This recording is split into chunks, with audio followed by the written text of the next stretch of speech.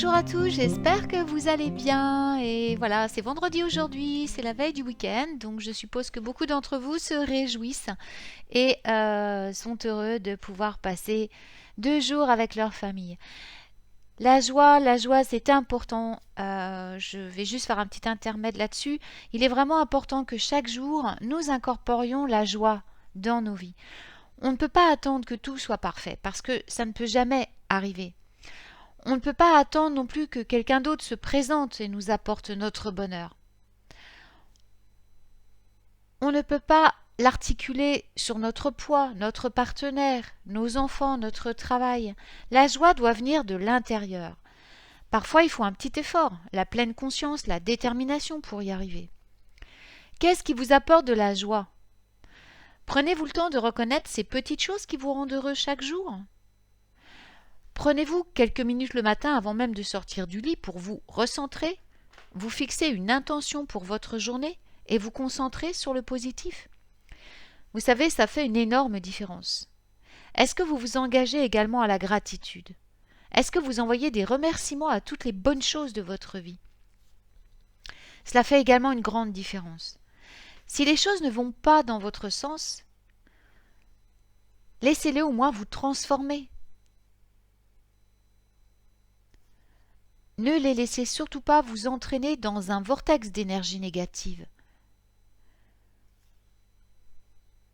Ne vous plaignez pas. Ne vous attendez pas au pire.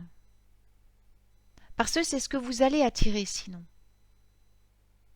Cherchez plutôt dans quoi vous allez trouver le moyen de vous en sortir. Et qu'est-ce qui vous donne envie de sourire et d'avancer? Et concentrez-vous là-dessus. De toute façon, tout dépendra toujours de vous. Augmenter vos vibrations, c'est un choix, c'est une décision que vous prenez et que vous devez respecter. Et c'est possible pour nous tous, à tout moment. Même quand vous pensez que ce n'est pas le cas, même lorsque vous êtes en colère, frustré, déprimé, anxieux, ça demande des efforts, c'est sûr, mais c'est possible. Demandez de l'aide aux guides spirituels, à vos anges, et sachez que vous êtes aimé et soutenu à chaque instant. Prenez quelques respirations profondes et souriez. Et puis faites-vous un gros câlin et gardez bien la tête levée vers le ciel. Alors après ces conseils, que je pense sont importants en ce moment, je vais vous donner un petit sortilège. Là on va passer à un extrait de ma dépêche du sorcier que je vais vous donner. De temps en temps je vous parle dans mes podcasts, je vous donne quelques extraits de ma dépêche du sorcier, voilà, parce que j'aime bien les partager aussi avec tout le monde. Alors, il faut savoir, bien sûr, aucun de nous, on va commencer par un tout petit sortilège qui est vraiment très simple, aucun de nous ne sera probablement jamais aimé d'une manière universelle, on est bien d'accord, hein. Il y a toujours une personne qui va être jalouse parce qu'on fait des choses qu'elle aurait aimé faire et qu'elle n'a pas eu le courage de faire, ou des gens qui simplement aiment causer des ennuis aux autres, hein. Ça, alors là, il y en a, c'est leur passe-temps préféré. Donc, lorsqu'on est poursuivi par des personnes comme ça, on va essayer bien sûr d'appliquer des remèdes. On va essayer de s'en sortir. Et là, on va appliquer un remède magique. Un remède magique qui ne nécessite qu'une petite pomme de terre et un feutre. Alors, vous allez commencer par écrire le nom de la personne qui vous dérange sur votre pomme de terre.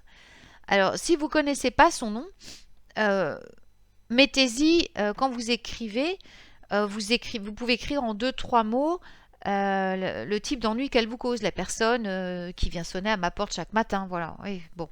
Et vous la visualisez en même temps. Alors, vous pouvez écrire donc avec le feutre, ce qui est le plus facile, ou sinon un outil magique que vous trempez dans de l'encre. Ou sinon, vous pouvez le faire si vous n'avez vraiment rien sous la main avec votre salive. Alors, entourez le nom de pensées, d'intentions, de vous laisser tranquille, que la personne s'éloigne, mais surtout gardez en tête que vous ne devez pas blesser cette personne. Vous voulez qu'elle s'éloigne de vous, qu'elle vous laisse tranquille, mais ne tombez pas dans son piège, ne jouez pas son jeu. En tant que sorcier, nous ne devons jamais nuire aux autres. Donc, toute façon, il faudrait qu'il y ait une bonne raison pour leur faire du mal. Sachez que quand des gens agissent parfois méchamment, c'est simplement qu'ils sont en souffrance. Donc, c'est plutôt, moi je dirais qu'il faut plutôt les plaindre et leur venir en aide plutôt que de leur nuire. Donc, vous visualisez juste que la personne s'éloigne de vous et vous lui envoyez de l'amour. Lorsque vous avez fini d'écrire donc sur la pomme de terre, vous l'enterrez simplement le plus loin possible de chez vous en visualisant que cette personne sort de votre vie. Voilà, c'est un très très vieux sortilège, mais qui marche vraiment super bien et qui, comme vous le voyez, est très très simple. Alors comme on est dans les sortilèges, on va continuer dans ce thème avec un thème, enfin une question qu'on m'a posée, voilà, enfin, avec quelle rapidité est-ce qu'on obtient des résultats en magie? Alors, est-ce que vous avez déjà lancé un sortilège, attendu un résultat, laissé passer quelques jours, puis est-ce que vous vous êtes demandé, mais combien de temps est-ce que je vais attendre le temps que ça se réalise, quoi? Alors si vous avez déjà eu affaire à ce genre de choses, eh ben, vous n'êtes pas tout seul. La synchronisation des sorts est un sujet qui confond beaucoup de sorcières. C'est pour ça qu'on m'écrit souvent à ce sujet et que j'en avais fait un article sur la dépêche du sorcier. Alors souvent on a l'impression de lancer des sorts, de jeter notre énergie dans l'atmosphère et d'espérer, et on espère de tout cœur que les résultats arrivent à temps. Alors est-ce que vous attendez des jours, des semaines? Comment savez-vous que vous avez attendu trop longtemps? Et est-ce qu'il existe un moyen de contrôler le timing de vos sortilèges? Alors, si vous êtes déjà posé des questions sur l'une de ces questions, eh bien ce podcast est pour vous. Donc aujourd'hui, on va plonger dans les subtilités du timing des sortilèges et répondre à des questions afin que l'on puisse mieux utiliser ce timing pour notre métier de magicien. Alors, combien de temps prennent les sortilèges? Alors, l'une des raisons pour lesquelles le sujet devient si confus, c'est qu'il n'y a pas de réponse unique à la durée d'un sortilège. Même si deux sorcières vont lancer exactement le même sort, le sort peut prendre une semaine pour produire des résultats chez l'une, tandis que pour l'autre, ça peut prendre un mois ou plus pour produire ces résultats. Alors qu'elles l'ont fait le même jour, à la même heure, ensemble, quoi. Le lanceur de sorts, les ingrédients utilisés, le type de sortilège et la complexité de la situation elle-même ont tous un effet sur la vitesse à laquelle vos sorts peuvent fonctionner. Ça ressemble un petit peu à la cuisson d'un gâteau. Vous pouvez prendre la même recette, mais lorsqu'elle est faite par deux boulangers différents, à deux endroits différents, avec un four différent, eh ben le gâteau peut prendre plus ou moins de temps pour produire pour obtenir le même résultat. Simplement, en raison de différences imperceptibles dans les choses, comme l'altitude, l'humidité, la phase de lune, les ingrédients. Ça signifie que comme un boulanger, vous devez apprendre à vous familiariser avec le processus de travail des sorts et la façon dont diverses conditions vont affecter les résultats et la vitesse à laquelle elles se manifestent. Alors, je ne vous mentirai pas, il faut du temps pour développer ce genre de familiarité dans le lancer de sorts. Cela dit, vous pouvez vous concentrer déjà sur certains aspects de votre travail pour vous familiariser un peu plus rapidement. Alors, le problème maintenant des gens, c'est qu'ils ne sont plus patients. Il faut tout de suite, il faut que ça vienne maintenant, sinon ils laissent tomber. Et c'est le problème des jeunes sorcières ou sorciers.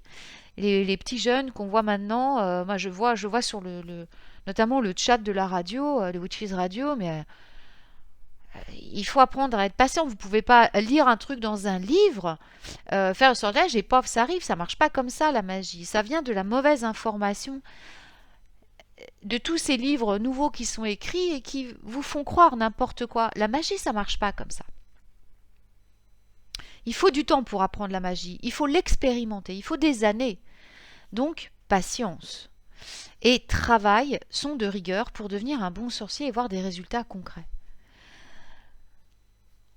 Alors, on va se concentrer là pour l'instant sur quelques aspects, donc, comme je le disais, de la magie, qui vont vous aider à vous familiariser avec ce travail. Alors tout d'abord, on va parler des ingrédients. Alors, bien sûr, le premier aspect dont on va prendre compte sont les ingrédients que vous allez utiliser dans votre sortilège. Alors, certains ingrédients sont des ingrédients qu'on appelle de magie lente. Certains sont des ingrédients de magie rapide. Par exemple, l'achillée millefeuille est une herbe qui a tendance à être lente et plus contrainte, tandis que le gingembre, la cannelle vont accélérer les choses. En choisissant les ingrédients avec un esprit lié à la vitesse à laquelle l'herbe préfère travailler, vous allez influencer le temps qu'il vous faut pour obtenir des résultats. Alors, ça signifie que si vous avez besoin d'une protection, de faire un rituel, un sortilège de protection pour maintenant, l'achillée millefeuille ne sera pas une herbe à utiliser, on est bien d'accord. Elle va être utilisée pour les sortilèges dans les périodes de protection à long terme. De même, si vous essayez de lancer un sort d'amour conçu pour attirer votre véritable amour au cours de la prochaine année, la cannelle n'est pas une bonne herbe à inclure dans le sort. Donc la cannelle, qu'est-ce qu'elle va faire? Elle va encourager ce sort pour que ça aille vite. Elle va l'aider à aller vite, mais elle va privilégier la vitesse plutôt que le but, c'est-à-dire plutôt que de trouver la bonne personne. Donc vous allez trouver une relation, mais cependant une relation qui ne sera pas de la qualité de la relation qui aura pu être atteinte si vous aviez choisi un ingrédient moins axé sur la vitesse. Il est également important de considérer également la relation que vous entretenez avec les ingrédients avec lesquels vous allez travailler. Il faut que vous aimiez vos ingrédients, il faut que vous les connaissiez. Quand on travaille avec les herbes, avec les cristaux, d'autres objets naturels, l'esprit de l'objet est ce avec quoi vous travaillez réellement. Tout a une âme, tout est vivant. Tout cela remonte à l'animisme en tant que partie fondamentale de la magie. Si vous n'avez aucune sorte de familiarité ou de relation avec une herbe que vous utilisez dans un sort, alors cette herbe peut ou non choisir de travailler avec vous. Vous comprenez? Vous devez d'abord vous connaître cette herbe, parler avec son esprit gardien, devenir ami avec lui, savoir s'il a vraiment envie de travailler avec vous en magie. Sinon, ça ne marchera pas. Ça ajoute évidemment beaucoup d'ambiguïté à votre travail de sortilège. Si vous voulez faire de la magie à base de plantes, il est essentiel que vous en appreniez davantage, que vous établissiez une relation et que vous travailliez comme des amis avec les plantes, comme des alliés. Plus vous allez vous familiariser et plus l'esprit végétal va vouloir vous connaître. Et quand il vous connaîtra suffisamment et vous fera confiance, il sera disposé à travailler avec vous, à vous aider, à vous donner les résultats que vous désirez en temps opportun. Ensuite, le deuxième point à considérer est la situation. Bien sûr, excusez-moi, je reviens un moment sur les ingrédients. C'est pareil pour les cristaux. Hein. Chaque cristal a un esprit gardien avec lequel il faut faire connaissance, avec lequel il faut se faire des alliés. Il y en a qui n'ont pas du tout envie de travailler sur certaines choses. Donc, c'est pareil, tout est vivant. Hein. Donc voilà, c'est pareil avec les pierres, avec... voilà. Vous devez faire connaissance avec eux, vous devez vraiment vous accorder avec eux pour travailler avec eux. Ça ne se fait pas comme ça, la magie. Hein. Voilà. La situation. Alors, la prochaine chose à considérer est la situation que vous allez essayer de modifier avec votre travail de sortilège. Alors, à quel point sera-t-il difficile pour votre sort d'atteindre les résultats que vous souhaitez? Dans certains cas, c'est pas compliqué du tout. Si vous lancez un sort parce que vous avez besoin de 20 € supplémentaires, ça peut être très facile pour votre sortilège de parvenir à vous apporter cette somme. Peut-être que quelqu'un vous donnera trop de monnaie et que vous ne le remarquez qu'à votre retour à la maison. Bon, ça c'est pas un super exemple que je viens de donner, parce que le mieux ce serait d'aller lui rendre, hein, parce que sinon l'univers vous le reprendra d'une manière ou d'une autre, c'est pas. Mais on va dire qu'on va trouver 20 € par terre, voilà. Peut-être que votre tante décide de vous envoyer une carte à l'improviste avec 20 € parce qu'elle se souvient d'un événement important ou de la date de votre anniversaire. En revanche, certaines choses sont beaucoup plus difficiles à matérialiser. Prenons l'exemple que vous ayez lancé un sortilège pour obtenir un emploi dans une certaine entreprise. Alors déjà, cette spécificité va réduire les voies que votre magie peut emprunter pour atteindre votre objectif. Donc cela soulève intrinsèquement la difficulté de la magie. Si vous avez besoin d'un travail rapidement, vous feriez mieux de lancer un sort de travail général et de prendre la première chose que vous allez obtenir. Parce que là, on parle de, dans ces cas-là, un travail rapidement, c'est un travail alimentaire. Si à la place, vous êtes déterminé à obtenir ce travail en particulier, vous devez vous rendre compte que le chemin vers ce travail peut simplement prendre plus de temps que de prendre la première option disponible. Chaque chose arrive en son temps, à la bonne heure. L'entreprise a peut-être un long processus d'embauche. Peut-être que la société a l'intention de laisser des candidatures ouvertes pendant 1 mois ou plus avant de commencer à répondre aux candidats. Ou peut-être que ce travail-là n'est pas pour vous. Ce n'est pas intrinsèquement une mauvaise chose. Parfois, vaut mieux attendre pour obtenir des résultats précis que vous souhaitez. Vous devez simplement apprendre à juger que la situation actuelle, de la situation actuelle, afin de prévoir la difficulté d'obtenir le résultat dont vous avez besoin. Lorsqu'un résultat particulièrement rapide est nécessaire, préférez travailler une magie moins spécifique avec un travail souhaité plus général afin de maximiser le nombre de façons dont votre sort pourrait atteindre votre objectif. Ensuite, si vous visez, par exemple, pour reprendre le cas du travail, un poste en particulier dans une entreprise en particulier, assurez-vous toujours aussi de faire en sorte de ne léser personne. C'est-à-dire que vous rajoutez toujours dans votre sortilège une clause comme quoi si quelqu'un en a plus besoin que vous, vous le laisserez passer avant. C'est-à-dire par exemple une femme seule avec 3 enfants ou une personne qui se retrouve avec un conjoint décédé et qui n'a plus de revenus ou un handicapé. Vous devez absolument les laisser passer, ils sont prioritaires par rapport à vous si vous êtes célibataire ou si vous êtes marié, sans enfant, tout ça.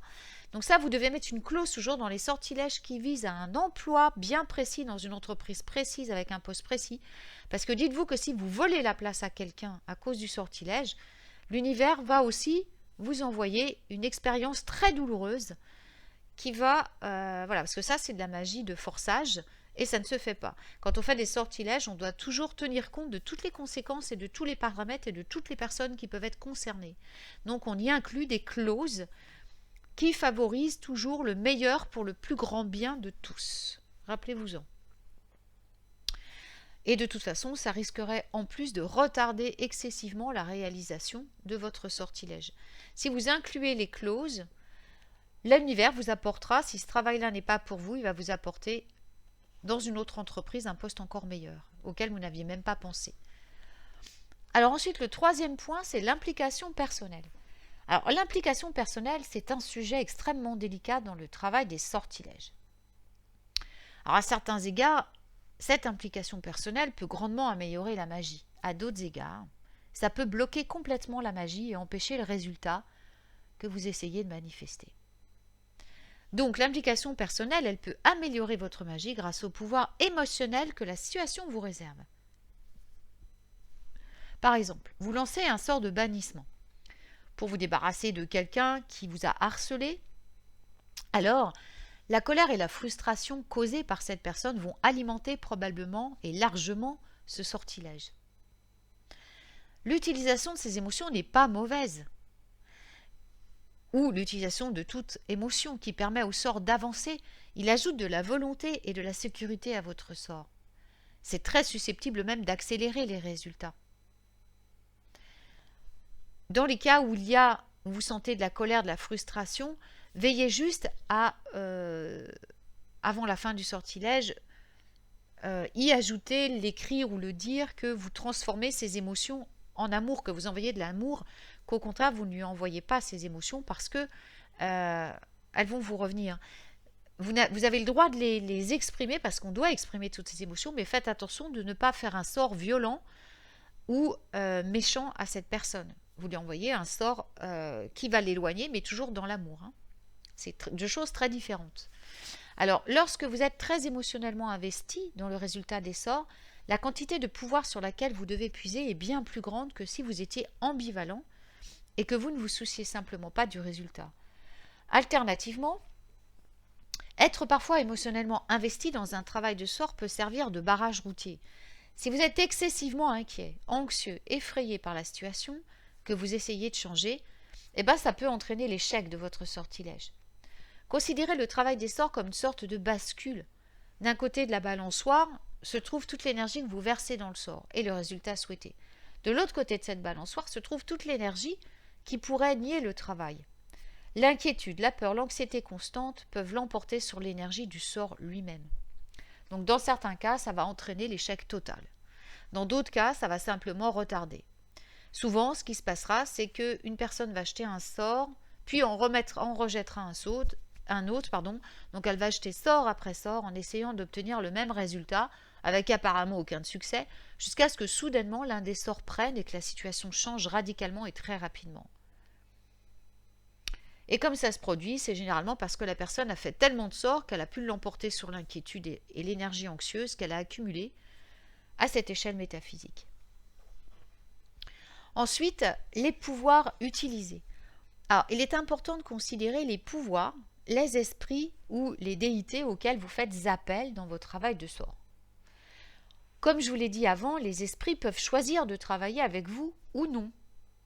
Donc, tout comme avec les plantes, les cristaux, enfin toute la magie naturelle, avoir une bonne relation avec les esprits permet une relation de travail plus amicale.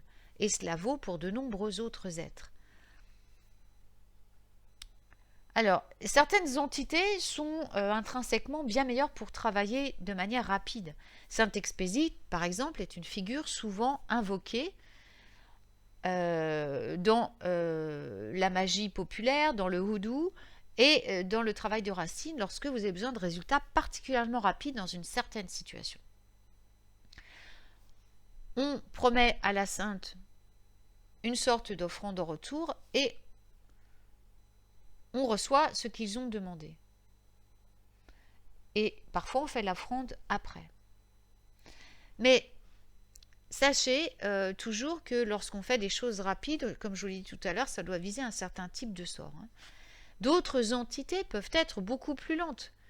De nombreux esprits des arbres entrent dans cette catégorie parce qu'ils ont une longue durée de vie, une croissance lente. Donc il est préférable de faire appel à eux lorsque des résultats à long terme ou à vie sont souhaités. La détermination de la vitesse et de la lenteur des entités avec lesquelles vous travaillez peut comprendre des essais et des erreurs. Il est important de regarder le savoir lié aux esprits et aux entités et le type d'entité avec lequel vous travaillez en général. Alors, vous pourrez peut-être trouver pas mal d'informations sur ces entités qui peuvent vous donner une idée de la vitesse à laquelle ils fonctionnent. Il vous est également possible de négocier avec certains esprits sur la rapidité de votre travail. Tous les esprits ne seront pas ouverts à la négociation sur cette question, mais ça vaut la peine d'essayer. Mais surtout, rappelez-vous que quand vous travaillez avec un esprit, il vous demandera toujours quelque chose en retour. Ça, ne l'oubliez jamais. Un esprit ne travaille jamais gratuitement. Là, je ne parle pas des anges qui sont à part. Les seuls qui ne vous demanderont jamais rien sont les anges. Les autres, donc toutes ces déités qui ont été créées par des formes pensées humaines, vont vous demander forcément un retour. Les saints et les saintes, non plus, c'est comme les anges. Mais les autres, les dieux, que ce soit Hécate, que ce soit Kéridouen, que ce soit n'importe quel esprit, entité, Athéna, tout ça qui ont été vraiment créés par l'esprit humain, eux vont vous demander quelque chose en retour. Et ça, ne le perdez jamais de vue. Alors ensuite, attendre ou ne pas attendre. Là, ça devient la partie délicate. Combien de temps attendez-vous réellement que vos sorts se manifestent? Alors, la réponse à cela dépend de vos besoins et du sort lui-même.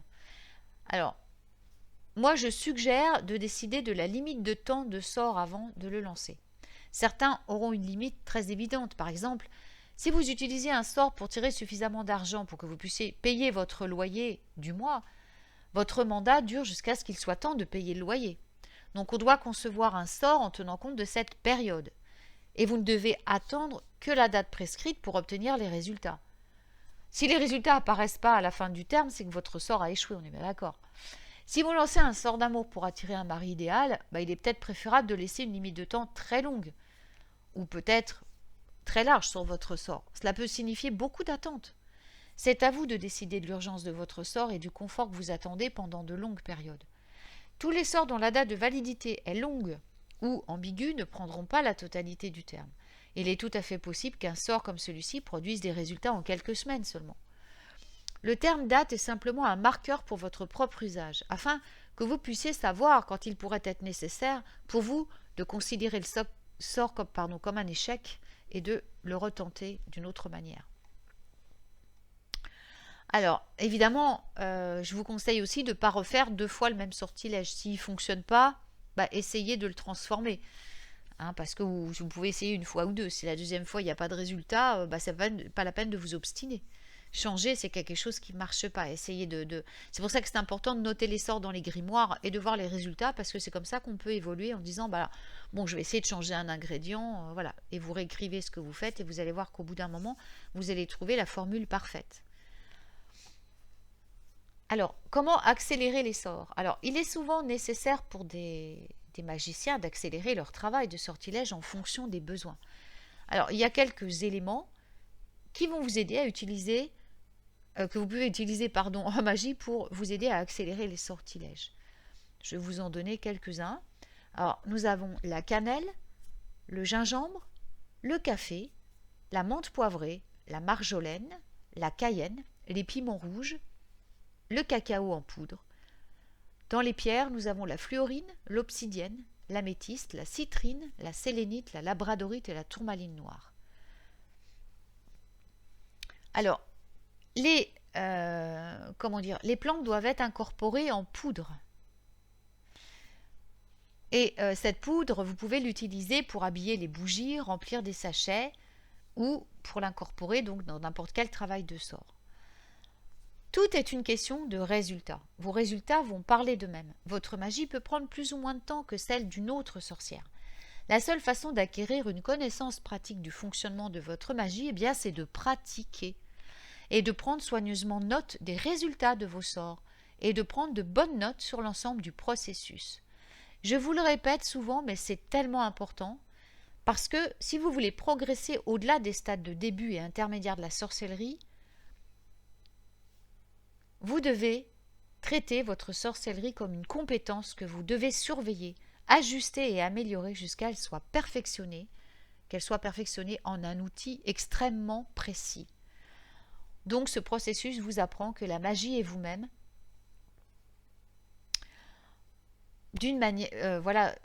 vous en apprend, sur la magie et sur vous-même d'une manière irremplaçable. Il n'y a aucun livre qui peut vous donner ce genre de connaissances et qui ne vous en donnera jamais. Vous devez apprendre ce genre de choses par les essais, par les erreurs, en surveillant, en enregistrant attentivement tout ce que vous faites en magie. Avec suffisamment de soin et d'attention, vous allez développer une compréhension de la synchronisation des sorts au sein de votre pratique afin de ne jamais avoir à vous soucier du moment où vos résultats se manifesteront à nouveau. Voilà, j'espère que ce podcast vous a été utile. Et en attendant une autre aventure magique, je vous souhaite une très belle journée, un très beau vendredi, un très beau week-end. Si jamais je ne refais pas de podcast ce week-end, je ne sais pas encore. Donc voilà, si je ne vous revois pas avant la semaine prochaine, si vous ne me entendez pas avant la semaine prochaine, un très bon week-end à tous. Et surtout, prenez soin de vous, dans la joie.